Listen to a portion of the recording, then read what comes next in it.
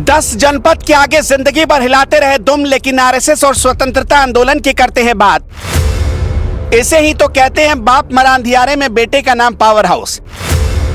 RSS की लोकप्रियता देखकर हाथ छाप एजेंडाधारियों के एजेंडे में मची चुल।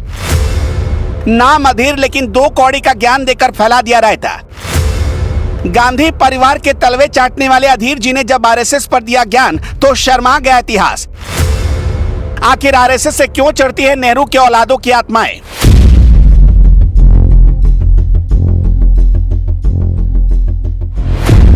तो सुना है कांग्रेस के नेता अधीर रंजन चौधरी ने एक नया ज्ञान दिया है। और आपको तो पता ही है कि कांग्रेसियों का ज्ञान आरएसएस से शुरू होता है और मोदी जी पर खत्म होता है। लिहाजा इस दायरे से आगे अधीर रंजन चौधरी जी बढ़ ही नहीं पाए। अधीर रंजन चौधरी जी ने कहा कि कोई आरएसएस का कार्यकर्ता आजादी की लड़ाई में शहीद क्यों नहीं हुआ। अधीर रंजन चौधरी जी ने जो सवाल पूछा था उससे पहले कांग्रेस की अम्मी या मम्मी जो भी कहिए वो भी यही सवाल पूछ चुकी थी। अब्बू से लेकर भाईजान तक और 50 साल वाले राजकुमार का टेप भी इसी सवाल पर फंसा हुआ है। इसलिए आज हम आपके लिए कुछ ऐसे फैक्ट निकाल कर लाए हैं जो इन कांग्रेसियों की चड्डी में मचे चुल को जालिम लोशन लगाकर ठंडा कर देगा। ये वीडियो अधीर रंजन चौधरी जी को जरूर भेजिएगा ताकि उनका गोबर ज्ञान सुधर सके। साल 1925 में आरएसएस की स्थापना हुई। अब भला कोई ये पूछेगा कि 1857 की क्रांति में आरएसएस के लोग क्यों नहीं शामिल हुए, तो इसका क्या जवाब देंगे आप? आरएसएस के संस्थापक डॉक्टर केशव बलराम हेडगेवार थे। हेडगेवार साहब एक नहीं बल्कि 2 बार आजादी की लड़ाई के लिए जेल जा चुके थे।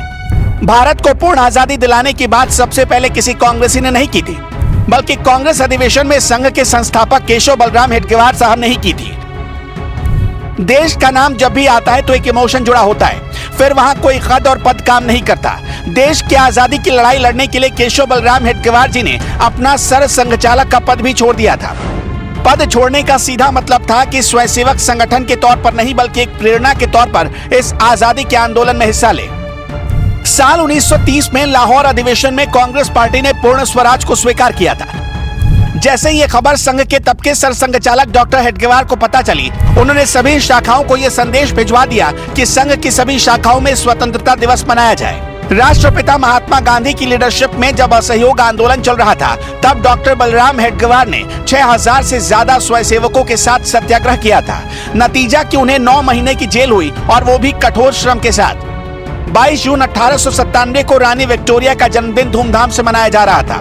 सभी स्कूलों में मिठाइयां बांटी जा रही थी। केशव बलराम हेडगेवार भी स्कूल में पढ़ते थे। तब केशव बलराम हेडगेवार ने मिठाई कूड़ेदान में फेंक दी। उन्होंने कहा था कि अपने घोंसलों यानी हिंदुओं के राज्य को जीतने वाले राजा मतलब विक्टोरिया के जन्मदिन पर समारोह का जश्न हम नहीं मनाएंगे। ये सीधा सीधा अंग्रेजों के खिलाफ बगावत थी। अब इसके उलट जरा कांग्रेस का इतिहास देख लीजिए। कांग्रेस आंदोलनकारियों को हुड़दंगे और उदंड मानती थी।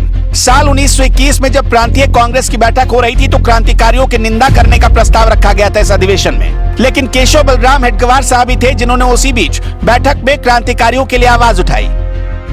6 अप्रैल 1930 को गुजरात के दांडी से नमक सत्याग्रह की शुरुआत हुई, लेकिन इससे 6 महीने पहले ही नवंबर 1929 में आरएसएस के तत्कालीन सरसंघचालक के तौर पर केशव बलराम हेडगेवार साहब ने एक ऐसी यात्रा निकालने का समर्थन किया और जब यात्रा शुरू हुई तब इसमें करीब संघ के 10,000 लोग शामिल हुए।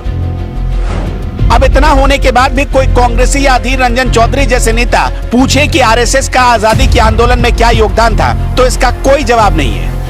दरअसल कांग्रेस की आदत हो गई है आरएसएस की देशभक्ति पर शक करना, और ये शक अगर मिटती नहीं तो समझ लीजिए कि अधीर दादा को दवाई की खुराक कहीं और से मिल रही है।